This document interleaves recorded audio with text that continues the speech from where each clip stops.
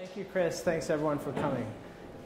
Would I be right in thinking I'm the first historian to come speak to the Startup Lab?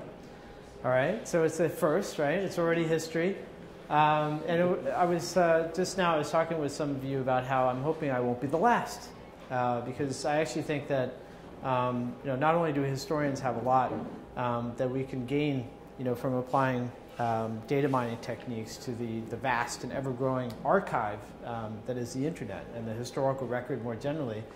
But also I think that entrepreneurial-minded people who are looking for opportunities, not just to make money, but to actually do things in the world that matter, that might even change history, I think you're going to find that there's a huge domain here where, in fact, as Chris was saying, it really is much of it undeveloped. So there's tremendous work that can be done. And today I just want to talk about some of the work that my colleagues and I have been doing at History Lab. So I'm the principal investigator of History Lab. And the way I got this job is that about 3 years ago I began to realize that the archive, as we would think of it as historians, is not only growing exponentially. I mean, we all know that information of every kind is growing exponentially. But that when it comes to the most vital kind of information, secret information, the kind of information that you can get prosecuted, even executed, for having and not having a right to have, that information is also growing exponentially. And the problem is that the system that we have as a democracy to try to decide when, all of us as citizens are allowed to see that information, to know what government is doing in our name, that system is one that's been around since the early days of the Cold War. And that system hasn't changed. And it still requires that every document, every email produced by a government official that has that classified stamp has to be reviewed by other people, page by page, sometimes by dozens of people, as has happened with the Clinton email, before we get to see any of it. And so what that means is there's this enormous and growing body of classified data that we're not allowed to see. And more of it, I think, no one will ever see. Because it's not just that so much of it is classified and so little of it ever gets reviewed and released. It's that a lot of that information is being lost. Because the government, sadly, doesn't value that kind of information. So if you're thinking about this just for the money, I'm going to end with that. There is going to be at the end, there's the money shot. We're going to talk about how at least some people, maybe not me, probably not me, but some people could actually find ways of grappling with this problem in ways that could be fruitful, even lucrative. Just think of this. The government spends $15 billion a year in managing classified information. And that number has gone up by more than $4 billion just in 1 year. Right? That itself, you want to put it in perspective, that $4 billion is more than the budget of the National Science Foundation. So some people think that's real money. Right? And as we'll see, the way in which the government is spending that money is incredibly wasteful and even dangerous, because there really is some information that has to be protected and guarded closely, right? Information that really could get people killed. And so there is real opportunities there, for managing that kind of information, moving us all to a more rational kind of risk management approach to sensitive data, whether it's government data or whether it's data in the private sector. And there are also opportunities, again, for me, even more important, to save democracy, right? Even to save history. So the History Lab is a partnership, as we'll see, of many different people, many different kinds of people, that has a twofold mission. So we're trying to develop technology to help government and eventually help others too, because many different kinds of organizations have the same kind of problem. Help them to manage this exponential growth in classified data or personal data. Data of many kinds that has this one thing in common. It's sensitive information that has to be guarded and protected. And then secondly, we're also trying to develop technology that allows us to explore that information, to make sense of it, to detect patterns and anomalies, to see things that no one would ever see just reviewing each one of those emails one at a time. And this too, to try to figure out what's missing. Now, there's a good reason why an historian is interested in this kind of thing. It's the same reason why Thucydides was interested in his sources 2,400 years ago. If you're Columbia students, then many of you would have read Thucydides, right? You would have read him as the first historian. What made him the first historian was that he was the first one who didn't just tell a good story. He was the first one to actually talk about his sources, to talk about his data, right? So he described why it is, what methods he used to come to the conclusions he reached. And so this is something I think all historians are eventually going to have to do. When the data is growing exponentially, we're going to have to find new ways of interrogating that data. So to do that kind of work, I came to realize it requires a lab, right? I couldn't do it on my own. I had to get a lot of help. And some of the people here you probably recognize. There's Dave Bly, there's Duncan Watts, Julia Hirschberg. Others, people here you probably don't recognize. But they too are data scientists, if you think of the terms broadly conceived. So there's a historian. He's the head of the Historical Advisory Committee for the State Department, Richard Inman. Bob Jervis does the same job. He's a political scientist, but he has the same role with the Central Intelligence Agency. There's Matt Waxman, who's a very noted national security law expert in the Law School at Columbia. David Madigan was my first partner. He's a professor in the Statistics Department, and he's also the Dean of Arts and Sciences. So you need many different kinds of expertise together, in a team to try to tackle these kinds of problems. And one of the first problems you have, and many of you I'm sure have also encountered these kinds of problems, is that the data is not just vast, it's incredibly messy. Because a lot of the data that we're dealing with is historical data. And I'll talk about especially the State Department cables, because this was the first generation of government electronic records. So the government was an early adopter of electronic record keeping, going all the way back to 1973. And the other nice thing about it is that these are all in the public domain. It's one of the nice things about this kind of data. You don't have to worry about copyright issues and getting licenses and whatnot to use it. All of this declassified data is in the public domain, and there's a lot of it. But a lot of it is historical data, and a lot of it is incredibly messy. So we've spent now a couple of years just working with that data and trying to process it and develop it and parse it and extract entities and assemble it into tables and rows and everything else that many of you already know about to try to begin doing data mining research with what in many cases began as documents. And in the case of the Hillary Clinton email, they started as electronic records, but they decided to print them out, right? So in this case, we're dealing with PDFs, right, that have to be scanned, right, where you had to extract the dates of those emails and so on. But when you do that kind of work, you can find things. So in this case, everyone's heard about the 31,000 email. In fact, there's almost 55,000 email. Once you begin to parse those individual chains, you find that there's actually more data there than many people realize. And we're now beginning to turn to new collections. There's the President's Daily Briefs. These are the things that everybody's afraid, that Donald Trump and Hillary Clinton, depending on which side you're on, are afraid that they're going to begin receiving the most classified intelligence, right, because of the nominees of the two major parties. Well, this is what they're talking about. They're talking about the President's Daily Intelligence Briefs that come from all across the American intelligence community. There's also a whole vault of declassified documents from the FBI. Those of you interested in domestic surveillance, right, how people get profiled, the long history of ethnic profiling. This corpus is going to be incredibly rich for exploring those kinds of questions. Now, I'll just give you, to begin with, 3 examples of the kind of research that we've done and that can be done. None of it's done, none of it's finished. All of it is still in development. And that's another reason why I'm here, because I'm hoping to work with people like Apoorv Agarwal and many of you, I hope, in doing this kind of research. To begin with, this is research we did with statisticians, with Sean Simpson, with David Madigan, and Rahul Mazumdar, especially lately with Rahul and his students. Rahul is a professor at MIT. And what we were interested in doing was basically traffic analysis. So in this case, you can take almost 2 million State Department cables, which are quite like email. They have the from and the to and the date and the timestamp and so on. And with traffic analysis, you can begin to do what intelligence agencies have been doing for at least 70 or 80 years. Just making out the patterns in the communications to see what might be there, to detect anomalies and to look for patterns. So this is just more or less a frequency distribution. There are no fancy statistics here. This is just showing you literally what it looks like. If you look close enough, these are the days of the week. And the reds are the Sundays, which typically are not busy days, except in the middle of a crisis, right? Like the coup that took place in Cyprus and almost brought war between Turkey and Greece. There's the fall of Saigon, the end of the Vietnam War, right? This is a different kind of pattern where you have a build-up and then a fall-off. And then you have cyclical patterns, like with the annual sessions of the UN General Assembly, when you can't find parking or you get stuck in a traffic jam. You know it's going to happen every fall, right, because of the meetings of the UN General Assembly.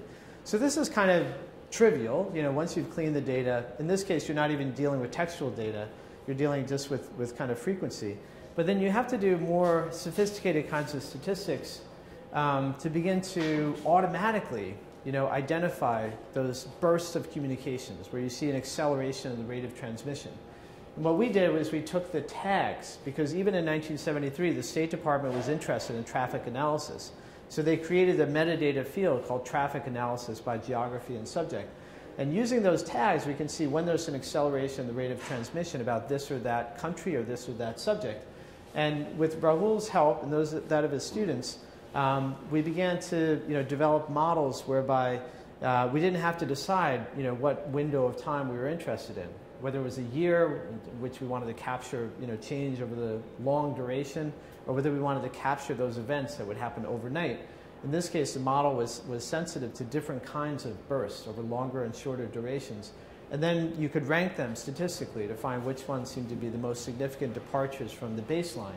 And what you get is a really good rank-ordered list of some of the most important events from the 1970s. Now, the point of this is not just to discover the things we already knew. We all knew that the Vietnam War ended in 1975. We knew that Sadat began a new era of Middle East diplomacy when he flew to Israel in the dead of night in November 1977. What we really want to know is, can we discover events that nobody knew about before? Can we, in a radically inductive way, can we start to mine that data and discover things we didn't know before? And we can do other things too. We can see, for instance, when an administration is reacting to events, or when are they anticipating them, or when are they making news instead of just reacting to it. So we're going to start to line up this kind of data with other kinds of time series data, like media reporting and so on. And this kind of data, by the way, is far better than any data that anybody's used to do this kind of work before. Because again, this was formerly classified data. Most of the research in this field is purely based on media reporting, whatever journalists happen to know about and what they happen to write about. In this case, we're getting a true cross-section of American foreign relations, over a period of time, in a very granular way. Another example is how you can take something like topic modeling. How many of you know about topic modeling? So topic modeling, we know, is incredibly useful in all the ways that you would know just from the name of it, right? You can take a huge corpus, and you, in this case, again, the State Department cables, and you can make out more or less what are the most important topics in that corpus. Now, we used it in a slightly different way, which is that we wanted to see, could you use the topics or the communications of this or that embassy, whether it was the embassy in Geneva or London or Moscow or Paris, to begin to predict whether a cable came from one embassy or another. Now, why would you do that? I mean, we already knew where they came from, right? Because that's in the metadata field as well. We have the from and the to and so on. What we wanted to do was to find anomalies. We wanted to see how predictable is it, really? And are some embassies more predictable than others? And as it turns out, they are. During the Cold War, it was very easy, with 98% accuracy, you could identify the cables coming from Moscow, because they always tended to be about the same kinds of things. They were about arms control negotiations and grain sales and a relatively narrow repertoire of issues, right? When it was London, there were many other things on the table. It might be about Northern Ireland, or it might be about London as a financial capital, or it might be about U.S.-British cooperation and foreign aid. So British communications with the embassy in London were much less predictable. Now, for me, what was even more interesting was to begin to find those cables that the algorithm anyway, would have predicted would come from one embassy, but that actually came from another. And we started to call those the off-topic communications. So you have this kind of signature. Every embassy has a different signature depending on the distribution of topics in the communications of these different embassies. And what you can do is you can start to pull out the ones that are off-topic. The ones where you had the highest confidence, that a cable is going to be coming, from London, but that instead came from, say, Tehran, or vice versa. In this case, this was a cable that was predicted to have come from Iran, but actually did come from London. Why? Because the then king of Afghanistan was at Heathrow, and talking to a British Foreign Service officer and talking a lot about Pakistan and Afghanistan and Iran and what would happen if they ever went to war. And he said a lot of undiplomatic things. And for me as an historian, this is fun because before I had 1.9 million cables. Now I have a relatively small number that are incredibly rich and interesting. So it's a way of just mining very large corpora and finding things that seem off topic, right? Or in this case, undiplomatic. Okay, so the last one, Apoorv knows all about this, right? This is about extracting social networks. And when I say this is easy, I'm not saying it would be easy for me. It's not. But I think many of us know that just from the from and the to of communications like cables or email or what have you, it's not hard to find that indeed Henry Kissinger is at the center of this network, right? When he's the Secretary of State, a lot of the communications are going to be coming from and to Henry Kissinger. What's much harder, as many of you know, is to extract the names from the message text, and more importantly, the relationships between the different people, especially when they don't even have their names mentioned, when they're pronouns. And you have to begin to infer what relationship they have between them. And this is the goal. You want to begin to make out the social network of an American embassy. You'd want to see, for instance, the American embassy in Iran, before the revolution that to this day, still troubles, relations between the US and Iran, or even decades before, when an American embassy helped to overthrow the government in Iran. How can we understand the social network, who the American diplomats and CIA case officers were talking to? How did that change before and after a revolution, before and after a coup d'etat? Can that help us to understand why it is that history unfolds in one way or another? Why it is in this case, this is a different case, this is about Germany, but in the case of the US Embassy in Iran, why is it that they were so surprised? That everybody was expecting the revolution was going to come from the left, from the communists, and instead it came from the right. It came from Islamic clerics. So that's the goal, and it's difficult, so there's still lots more work to be done. Now, where do we get all this data? All the data we're talking about is declassified data. So we don't use WikiLeaks data, and there are various reasons for that, some of them legal, but others of them having to do just with the nature of WikiLeaks and how, as it turns out, WikiLeaks is a relatively small, approximately 6% non-random sample of American cables from the early part of this millennium. And so it's actually not a great data set to do this kind of research. But otherwise, if you have to deal with what's declassified, what you end up with is what comes out of this ridiculous process. Because this, believe it or not, is a representation of what it takes for even one email, for anything, to be released to the public. It has to go through many different steps. This whole part of it is just about verifying that there's no information related to nuclear weapons, right? If it fails that test, it goes back through this endless loop.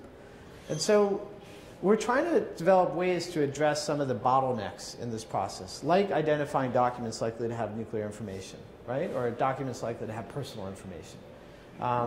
And the way we do that is by building classifiers. The nice thing about classifiers, how many of you have heard of classifiers, by the way? So with classifiers, they do what you want them to do. In many cases, we'll see how well they can do with this particular problem. Even if you get, for instance, 90% accuracy for many applications, that's plenty, right? That's great. But many times, what you get wrong is actually what you really want to look at, right? In many cases, if you do, an error analysis, you find those errors are really fascinating, especially when you're dealing with classified information. So you can learn things about official secrecy by building classifiers that are meant to automatically identify state secrets. So to get there, you have to take what in many cases are very messy kinds of data. This is one of these Hillary Clinton emails. You can see that it's been redacted, right? Some of the reasons for the redactions have been added, to these documents. You see how in many cases, through people's individual email programs, they have many different aliases. So Hillary Clinton might be H, right? Or she might be, HDR22, right? Similarly with Huma Abedin and all the other people they correspond with. You end up with these long email chains, and there's a huge amount of work to be done to disambiguate the many different IDs that different individuals can have. And this is the goal, to get to the point where you can have, tables and rows. You can have consistent metadata across many different collections. Now, as many of you already know, if you know about building classifiers, the reason you're doing this is because you want to begin to find useful features in the data that's going to help you do interesting things. So this is something we did early on. We have timestamps for these email. And so you can, among these different features, you can find what are the emails that they were sending at 3 in the morning, right? And you can look at individual profiles of some of the people represented. Anybody ever heard of Anne Marie Slaughter? So she was the dean at the Woodrow Wilson School, Princeton, and she ended up in a debate, about the whole idea of leaning forward, right? And she argued that, in fact, women, it's not enough just to tell them to lean forward, right? That they have to deal with many more things than most men do in terms of managing their family life and their social expectations and so on. So in this case, I mean, in an almost creepy way, you could actually see when she started to lean back, when she was trying to get off of email. But there's a serious purpose to doing this kind of research when it's the public record, as it was with official communications between Slaughter and the Secretary of State. In this case, these are Hillary Clinton emails. The serious purpose is to use, in this case, the timestamps as a feature that you might use as part of your classifier to try to figure out what are the emails that are more likely to be classified, that are more likely to be interesting. So you can build these classifiers for many different purposes. You can build classifiers, to predict what movie somebody might like to watch, right? In that case, you'd use other features. You use like what kind of movie, how long is it, who's in the cast, who's the director. So you can use them for many different purposes. And one thing they all have in common is that you end up with these rank-ordered lists, that give you quantitative, measures of how likely it is somebody is to like, one or another movie, or in this case, how likely it is that a document is going to be classified or not. So we were, and we still are, building classifiers to help with classification and to help with declassification, because we really need to work on both ends of this problem. Because everybody who works with classified information, everybody, will tell you that far too much information is classified. So we have to find some way, of managing this scarce resource, right? Official secrecy means nothing if everything's secret. We have to find some way of making those classifications mean something, right? And we have to make them more rare, right? To have more value, even for the end user. And that also would help the rest of us in eventually learning more about what government does in our name, especially if we can also use technology to more efficiently decide what information can be released and released rapidly, and what kind of information government records need to be scrutinized more closely. So we're using these different kinds of feature sets to build classifiers, and I'm going to be talking about how you can use it to predict what documents are going to be classified, in part to find out why it is we get it wrong. But you can also use these kinds of feature sets to build engines, to decide what it is that can be released and released more quickly. So this is work that I did with two Brazilian researchers from Fundação Getúlio Vargas in Rio de Janeiro. FGV has a great team of data scientists and social scientists. It's one of the only other teams that I know about in the world where they're doing this kind of research. And so we have a grant from the Global Policy Initiative at Columbia to collaborate with them and with another group in the UK, who are all of us together, trying to crack this problem, of using things like machine learning and natural language processing to tackle this very big problem.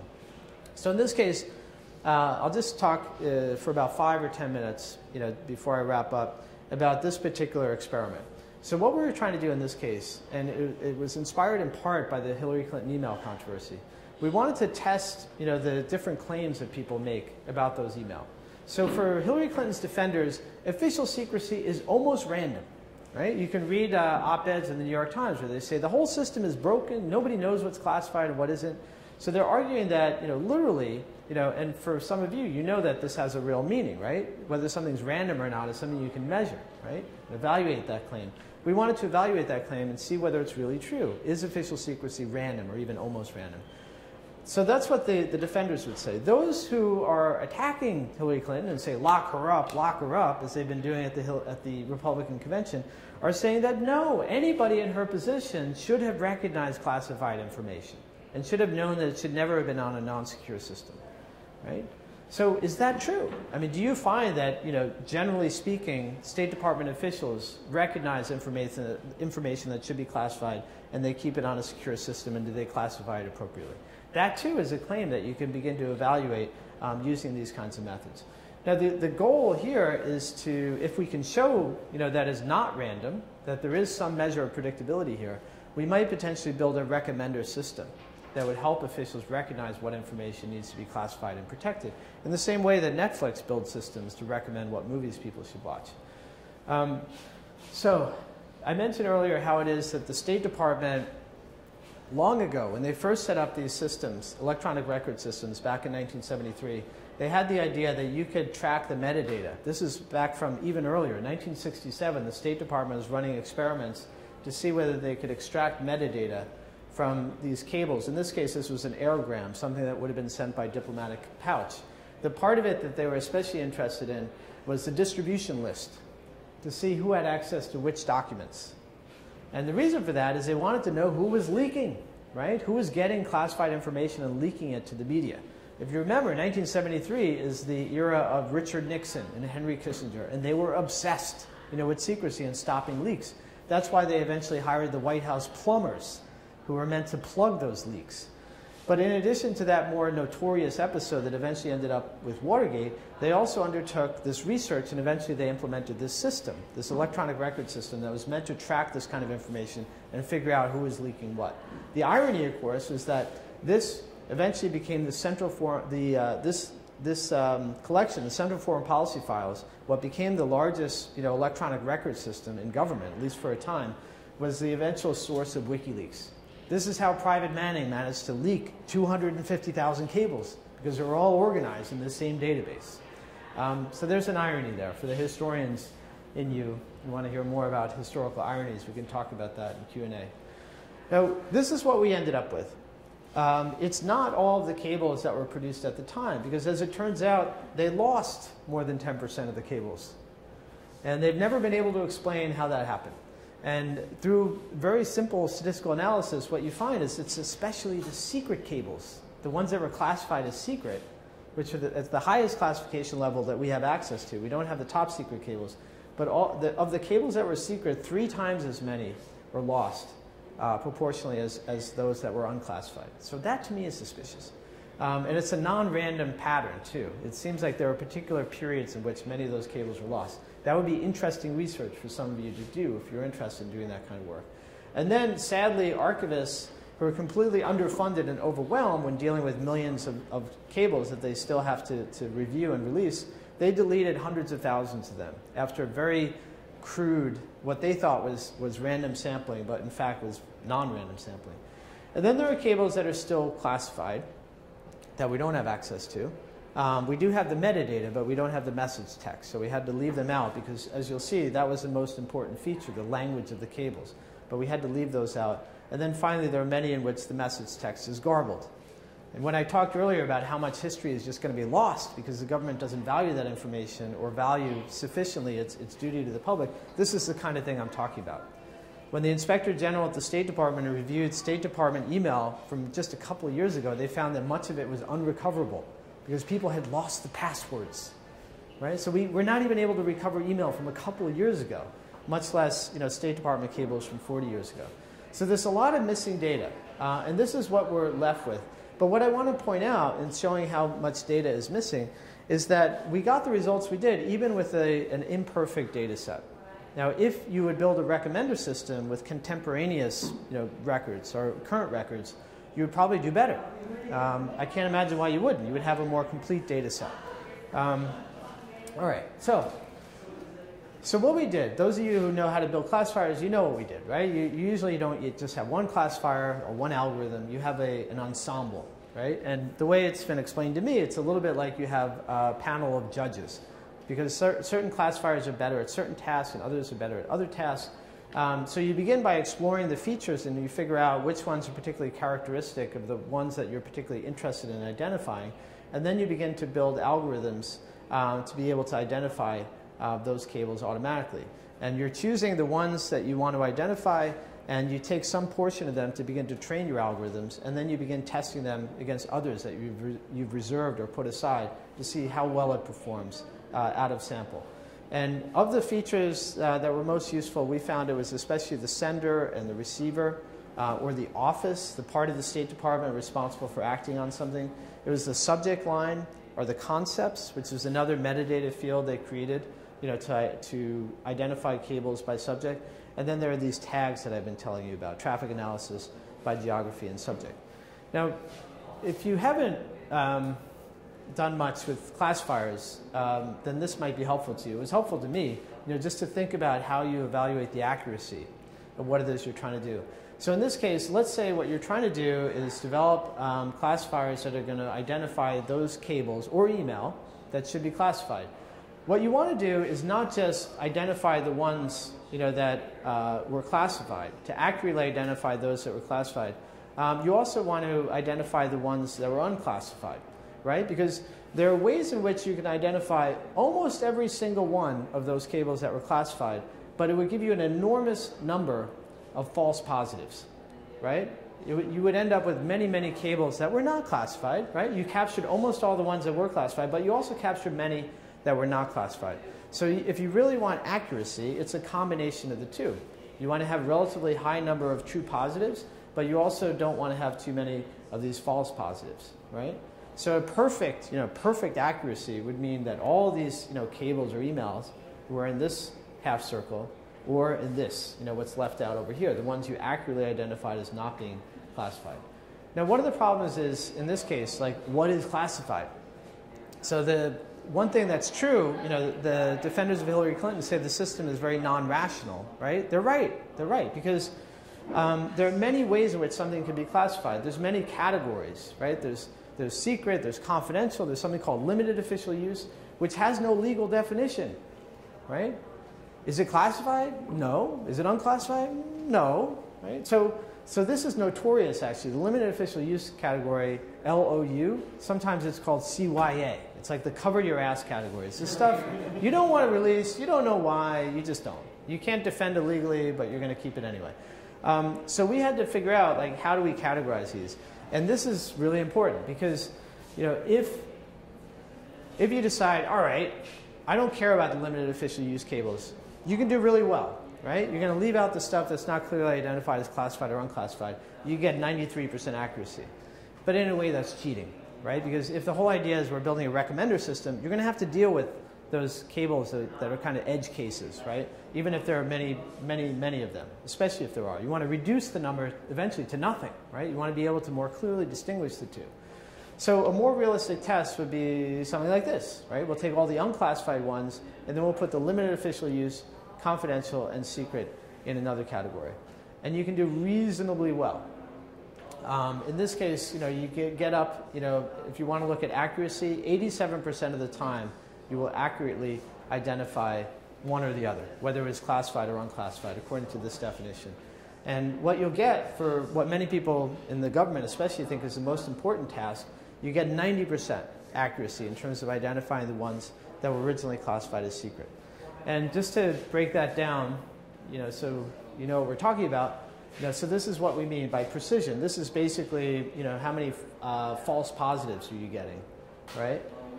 And this, on the other hand, is how many are you accurately identifying as being classified, true positives. So, by most standards, we were doing reasonably well. Like the Netflix challenge, the winner has about 85% accuracy. So we're doing a bit better. And we're also doing a bit better than a lot of other applications of classifiers that people think are well worth investing in. Like the people who are using medical records to try to predict heart disease. They don't get to 90%. So there are important applications where people think 85% is incredibly promising and we should invest in that and try to do better. And I think we would do better with more data. But for me as an historian, what's even more interesting is to begin to look at the ones that we got wrong, right? Because as it turns out, whether we were wrong or not is really very much to be decided. So if you look, for instance, here's one of the ones that was a false positive in the sense that it was one of the relatively few, it was about 11% that we thought were classified and weren't. So it turns out when you start reading them, the ones that you were most confident were going to be classified that in fact were originally unclassified. It's stuff like this, what a confidential informant, tells people at the American Embassy about the kidnapping of the president's son. Now, that is not non-sensitive information. I mean, normally what a confidential informant tells the president about, a kidnapping in what's already an extremely explosive situation. Remember the coup in Cyprus? So this is normally would be considered very sensitive information. This, on the other hand, classified secret, is a travel reservation. I mean, Nina House, it's very beautiful. I've been there, in Cairo. I would want to stay there too, right? But I don't know why we need to make that secret. Is this an example of overclassification? So this might be seen as in the eye of the beholder. So what we did, does anybody here remember the Pepsi challenge? Do they even do that anymore? So the Pepsi challenge is like you put Coke and Pepsi in front of somebody and you try to do a blind taste test to see whether people like Coke or Pepsi. And there are all kinds of ways you can rig that, if you want to get one result or the other. So in this case, what we did was we tried not to rig the test. We tried to make it as scientific as we could. We got Bob Jervis and Richard Inman, the two people who advised the State Department and the CIA on declassification. And we gave them examples of cables, both the ones that we predicted were classified and were unclassified, and the ones that we thought would be unclassified that were classified. And we redacted the classification. And what we found was that they were more likely to agree with the algorithm than they were with the human. Okay, so there's a lot of human error in the process of deciding what should be classified and what shouldn't. And to me, this is one of the big take-homes of doing this kind of research. And it has direct implications for the whole Clinton email controversy. So I'm not an apologist for Hillary Clinton by any means. But when people talk about how, we found that there are these emails that she wrote that it turns out were included classified information, and you add them up and it comes to about 6.9%, roughly. So about 6.9% of the email that she wrote that was reviewed, subsequently it was found that 6.9% should have been marked as confidential or secret. Now, is that a high number? Is that a low number? It's not even the right number, right? Because all that's telling you is of the ones that we were able to review, these are the ones that we realized should have been marked as classified. Now, what we're missing is really kind of the heart of it, right? How many of her communications did she not send through a non-secure personal email server? How many of them did she send in State Department cables or over secure systems or secure fax or in a secure telephone call? So if you look through the email, there are many, many, many, many examples where they talk about how I'm going to send this through a secure fax or do you have a secure line? So obviously the Secretary of State has access to many different forms of secure communications. And we also don't know, of those different kinds of communications that she decided had to be protected and classified, how many of those communications really did have to get classified and protected? So this is what you'd need to know in order to determine how accurate was she or how negligent was she in not recognizing what information needed to be protected. And we don't know like how many belong here, but if you add up her email, it comes to less than 30 a day. How many email a day do you guys deal with? Well, the average office worker is dealing with 140 email a day. So do you think the Secretary of State has more than like 30 communications a day? I think she probably did, right? I think this is probably a pretty big number. And this is also probably a pretty big number, based on what we know about overclassification. All right, now here's where we get to the money shot. Can you make money off this, right? Because this is the startup lab, and you guys want to know, like, is there money here, right? Some of you might, anyway. I mean, I think it's interesting and important, even if there isn't money to be made out of it. But, oops, yeah, this is going to get cut off. But what it says at the top is, perhaps, there might be money in this. In the beginning, I told you that the government spends $15 billion a year on classifying information and protecting it. So clearly, there's potentially, if you could figure out how to sell technology to government, which isn't easy, but if you could, you might help them do that job more efficiently.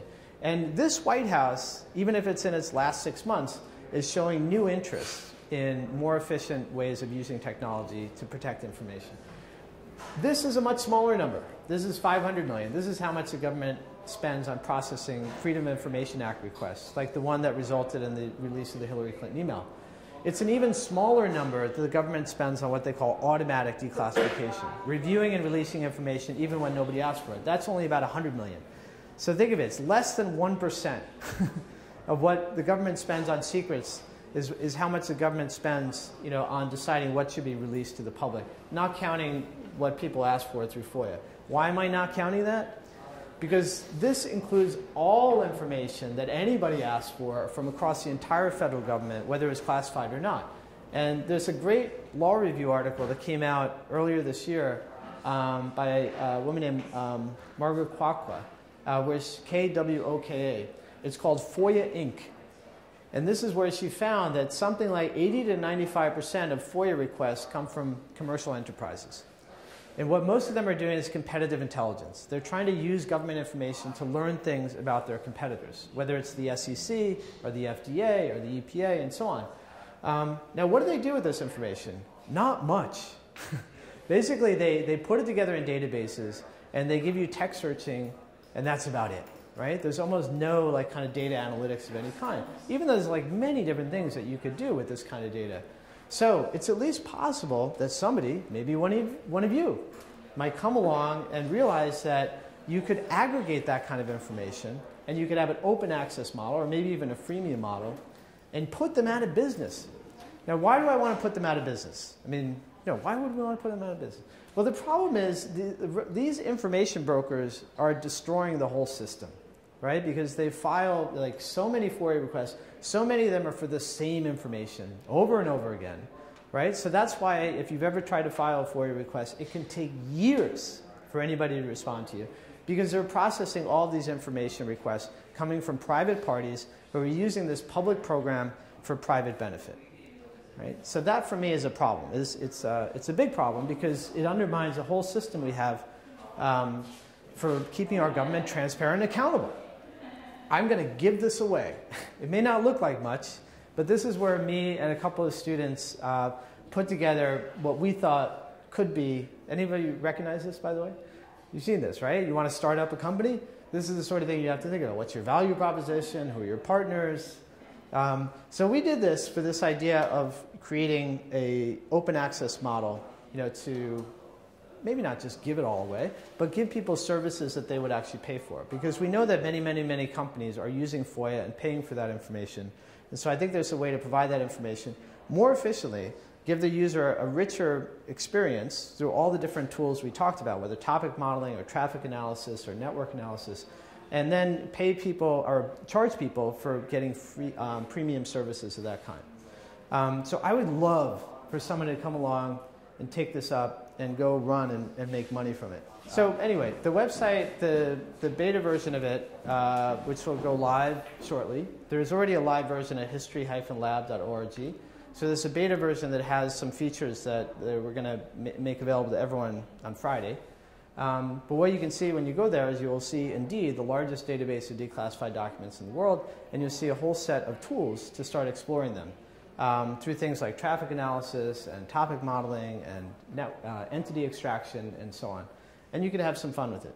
And there's even a little movie. And most importantly, there's a way to contact us, because we hope you do. Because it'd be great to get more help. It's a big job. And I'd love to learn from you and hear what you guys could contribute. So with that, I will open the floor. And thank you for your attention.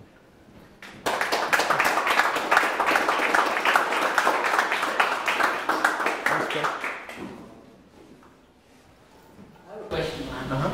So, Matt, if you could repeat the question for the video. Sure. So you mentioned this very complicated process to get this information out of the government, right, to the public. Pretty complex charts.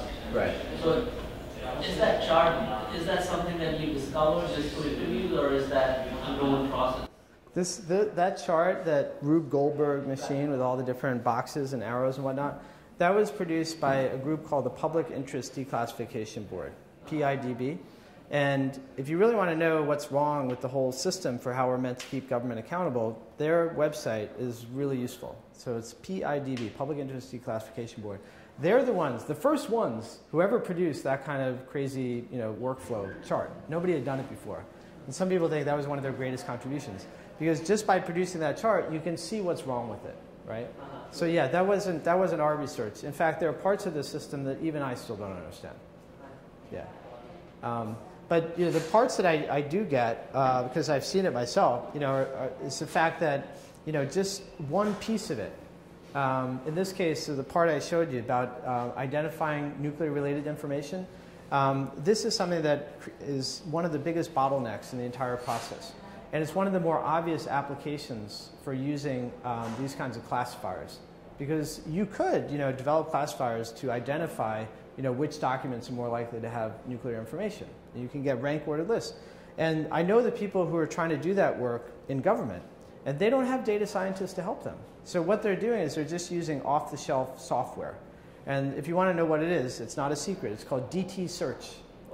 Yeah, DT search. It's like dirty words. So they load it up with like 3,000 of the dirtiest words, to do with nuclear weapons, and then they just see, right? They see what they see, and then what they see is like overwhelming, because they get huge numbers of false positives. Some of those terms that they have to put in are things like T for tritium. T for tritium. Unfortunately, you see a lot of T's in lots of documents that have nothing to do with tritium or nuclear weapons. So, so here's an example where we know the government is using a technology. They're using bad technology or outdated technology. They could be doing better, and we could help them, right? Because they obviously need the help. Yeah. And in the freemium model that you mentioned, like someone could collect all these requests and create one central repository, maybe make it available for free with some data analytics, right? Right. So how does someone go about collecting? Because this data now sits with these private, whatever vendor people. Yeah. How does one go about actually collecting all these data? Good question. So you could do what we did. So what we did, we started off not pursuing the commercial model. We were interested in history and what we can learn about the world. So we went after the data from the State Department, the CIA, and Defense Department, and so on. And we got it through various means, right? If instead we decided that no, what we want to do is go after the information that would be most valuable to people who can pay for it, then we would go after the data from the SEC, the FDA, the EPA, and so on. Currently, of the different agencies, all of them have FOIA reading rooms, Freedom of Information Act reading rooms. So they have websites where, by law, they're required, to have documents that they've released to the public. And some of them even provide the individual FOIA requests, so you can see what people are asking for. So you could do already the research to figure out what people are paying to see. And some of these websites, like the EPA, EPA has taken the lead in creating something called FOIA Online. And FOIA Online has what people have asked for, and that all the documents have been released. And what they don't have yet is they don't yet have a way to get direct access to the data. So they don't have an API or anything like it. So you could conceivably scrape that website, but that wouldn't be a nice thing to do, right? Not to try to get all of that data. So I talked to the leader of that program at EPA, and he would love to give developers and others direct access to the data. So what we have to do is start to put these pieces together. Now, certainly you could file the same FOIAs that everybody else files, but in this case, instead of just putting them away in your own little database, you could start aggregating all of them, making them available to everyone. And we already, like in this case, we have real first mover advantage if you're the first one to do that. And many people will be happy to see it, and then some of those people actually pay you for it. So that's what I think could be done. And there would be harder or easier ways of doing it. The easiest way of all would be to get government to realize that people need direct access to the data and to make that data available in the most convenient form possible. So we're not quite there yet, but the people who are working on this are starting to move in that direction. So, I'm not sure this is a good question now, because it's long and rambling. So we started the conversation by saying that you were applying cutting-edge natural language processing, machine learning technologies to a domain that most people wouldn't think of necessarily applying. Kind of an old world domain, almost by definition history. And you and I have had separate conversations about doing the same for humanities. So data science technologies are advancing. People are getting better and better at all the disciplines within data science. And a few people are starting to apply that science to domains like history. Right. So your general impressions, is that process happening at an accelerating rate? Are we using the new tools on the old domains faster and faster? Or is it still a rare exception where somebody like you applies this science, this technology to a domain like science? So the problem with this field, many people call it digital humanities. There's also something called computational social science. The problem all along has been this idea that the lone researcher all by themselves, can develop all the knowledge that one would need to do this kind of work. And the reason for that is that that's still how we get hired, and it's how we get paid, and we get to keep our jobs. Is that I write a book, you write your book. I write an article, you write your article. And God forbid, we start to collaborate, right, and work together. But if all of us are working individually, just think of what it would take, for one person to do all this. One person, would have to, first of all, identify, where is their interest in data. They'd have to be able to do the basic kind of data wrangling work, to put that data in a form that they could actually begin doing research with it. They'd have to know something about, techniques, that from machine learning, whether it's about classifiers, for instance. They'd have to build their own classifiers. They would also, if they're interested in sharing that kind of knowledge, they'd have to develop ways of visualizing the results and making them accessible to others who are non-experts. And they might even, if they want to build websites, they'd have to build tools that would sustain traffic that many people could use. So that's about 4 or 5 different job descriptions right there. And how is any one person ever going to do all of that? And it's not happening. There is no one person who can do all those things. So look at a field like genomics, for instance. So when genomics began, there were biologists and there were computer scientists, right? And they began to think we could learn something from each other. And it's been many, many years, decades, and billions of dollars to get to the point where there are some good computer scientists who have a reasonable working knowledge of biology, right? And there are really good biologists who know something about how to query databases and organize multidimensional data, blah blah blah. But it's still really difficult to get even in one person, even with billions of dollars and decades to do it, to have all that knowledge in one person. And those people work in teams. The really good ones, they want to work with really good computer scientists, they're biologists. And the really good computer scientists want to work with really good biologists. So that's why, what we're trying to do is we're trying to get good historians, working with good computer scientists, working with good statisticians, working with good developers. And if we can do that, and we get all of this working together, then there's a lot we can do. But the artisanal model of the individual trying to do it all for themselves, that's going to move very, very slowly. Because the fact is we don't have billions of dollars. The amount of money in this field is very small. So that's one reason why I keep an eye on whether there's any way in which you could, make this kind of work, something that people would pay for, because you always have to be thinking about how do you keep the lights on, how do you pay those developers and engineers and so on. And so I always keep my eye on that kind of thing, even if it's not my own primary motivation. But I would be very happy if I had students, who could see the value in it and who had ideas of their own and wanted to develop some of them and grow businesses out of them. So I guess I'm wondering, I really like this idea, right, of these collaborative data science projects for outside fields, but so like you said, it's so hard to actually get one of these collaborative teams together. And I'm wondering if you have any thoughts on kind of, where these things could happen, or incentive structures to make these things happen, right? Because on the business side, you want to set these things up so that you can be proprietary and make money, and then on the academic side, everybody wants to have their own reputations for their own individual work, and so then there's kind of less incentive to collaborate openly. Yeah. So I guess, how do you see, so what did you have to go through to kind of get the History Lab to this point of collaboration, or what kind of incentive structures did you have to develop to get these interdisciplinary teams in place? Yeah, well, it's all, where is it now? Yeah, this is Brown Institute for Media Innovation. They gave us our first grant. Then we got a grant from the MacArthur Foundation, and we got a grant from the Global Policy Initiative. And fingers crossed, it looks like we might get a grant from the National Science Foundation. So that's how you create incentives, because it's one thing like to ask a student, come work for us. You know, we're going to do amazing things. We're going to make history, right? And we can't pay you anything, right?